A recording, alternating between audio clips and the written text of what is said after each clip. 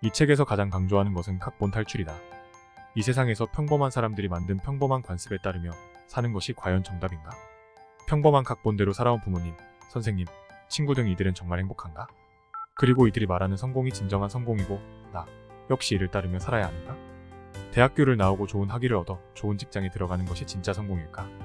우리는 어려서부터 주변 환경에 의해 세뇌당하며 자란다. 주로 가족이나 친구, 학교 등이 있다. 이 책에서는 이들을 나팔수라고 부른다. 비관주의자 같은 나팔수들은 우리의 아이디어를 듣고는 별로다, 현실성이 없다 등의 말을 하며 꿈을 뭉개버린다. 우리는 나팔수 혹은 기업, 정부에서 말하는 대로 살아갈 필요가 없다. 그들이 정말 성공하고 행복한 삶을 살고 있다면 모를까. 자세히 들여다보면 돈과 시간에 예속되어 살아가는 노예와 같다. 아침 9시에 출근하여 오후 6시 이후에 퇴근하고 집에 와서는 집안일을 하고 자녀가 있다면 육아까지 한다. 주말에는 시간적으로 비교적 자유로울 수 있지만 돈의 예속에서도 벗어날 수 없다. 날아오는 청구서들, 주택담보대출, 자동차 할부금 등의 스트레스를 받는다. 여자친구 혹은 가족과 데이트를 하러 나가면 가격표를 보며 걱정한다. 보고 싶은 뮤지컬, 스포츠 경기 등도 시간적, 금전적인 한계로 인해 자유롭게 볼 수 없다.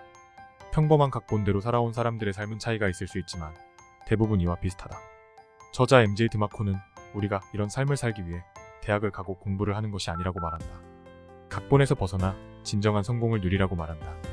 MJ는 대출 걱정 없이 호화로운 집을 현금으로 구매했으며 큰 돈이 계속해서 큰 돈을 낳고 있다. 정부의 보조금 정책을 찾아보는 고생을 할 이유가 없고 시간으로부터 매우 자유롭다. 사람들은 MJ 같은 삶을 사는 것을 불가능하다고 생각하며 그가 운이 좋았던 것이라고 평가하고 자신은 환경이 받쳐주지 않아서 안 된다고 생각한다. 시도해볼 생각조차 없고 안 된다고 굳게 믿고 있다. 시작하기도 전에 포기한 것이다. 이건 나에게 기회가 아닌가? 사람들이 시도하지 않고 멈춰있을 때 내가 각본에서 벗어나 도전하고 실행한다면 성공할 수 있다. 하지만 각본에서 탈출하기란 쉬운 것이 아니다. 왜냐하면 우리는 안전하고 안정적인 것을 추구하며 변화하기 싫어한다.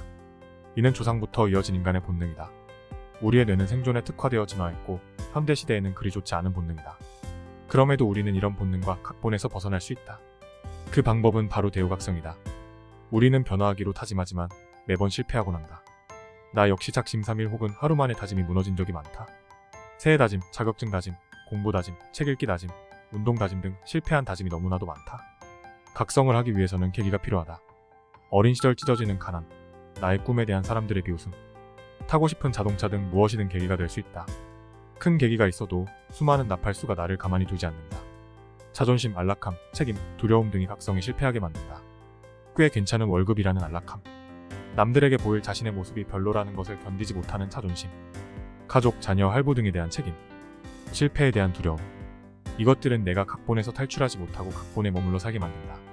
진짜 대호각성을 하는 사람은 이런 것들을 신경 쓰지 않는다. 월 500 버는 것으로는 만족하지 않아. 지금 나의 모습은 중요하지 않아. 미래에 성공한 나에게 투자하는 거지. 실패한다고 죽기라도 하나?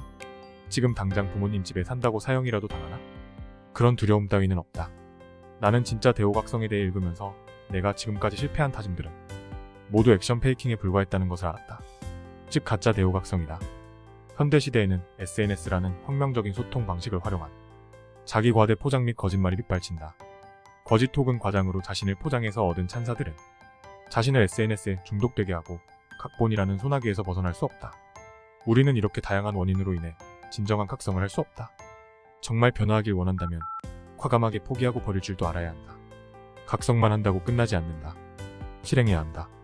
정확한 목표를 세우고 습관이 될 정도의 반향이 올 때까지 행동해야 한다.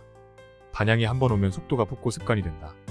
도미노가 서서히 커진다고 했을 때 첫 번째 도미노로 마지막 도미노를 쓰러뜨릴 수 없다. 바로 다음 도미노를 쓰러뜨리며 마지막 도미노까지 도달할 수 있는 것이다. 지름길은 없고 과정이 중요하다. 한 연구에서 한 그룹의 아이들에게는 지적 능력을 칭찬하고 한 그룹의 아이들에게는 과정을 칭찬했는데 놀라운 결과가 나왔다. 전자그룹 지적 능력에 대한 칭찬을 받은 아이들은 속임수를 써서까지 자신의 능력을 보여주기 위해 안간힘을 쓰게 됐다.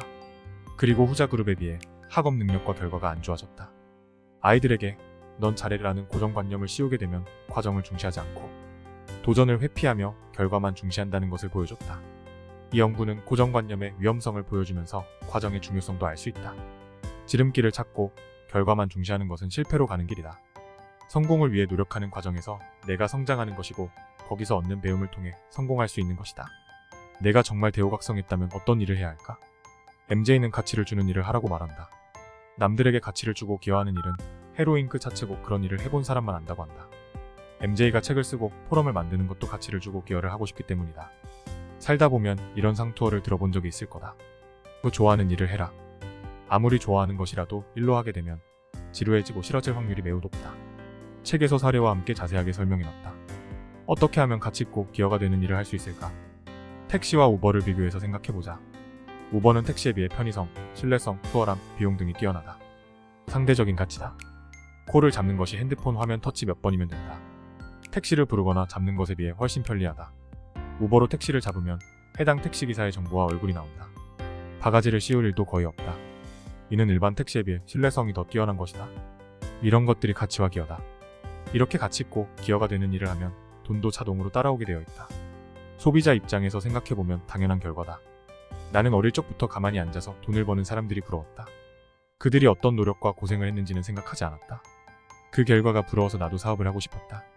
성인이 되어 사업을 시작했을 때 모든 것이 쉬울 것이라고 착각했다. 그들이 이룬 결과가 그렇게 어려울 것이라고 생각하지 않았다.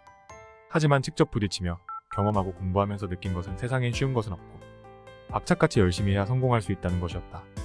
그래서 책을 더 열심히 읽기로 했고 일주일에 최소 한 권이라도 읽고 글쓰기를 하자는 다짐을 했다. 그러다 이 책을 읽게 되었다. 이 책은 사업을 하는데 꼭 세팅해야 하는 기본적인 자세를 배울 수 있고 성공에 다가가는 방법론까지 알 수 있다. 성공해서 돈을 벌었을 때 효율적으로 돈을 관리하는 방법까지 배울 수 있다. 세상에 정답과 지름길은 없으며 일하고 공부하고 배우면서 얻는 깨달음이 쌓이고 그 깨달음을 통해 성공에 다가가는 것을 알 수 있다. 지금의 삶이 만족되지 않는 사람이 읽으면 좋은 책이다.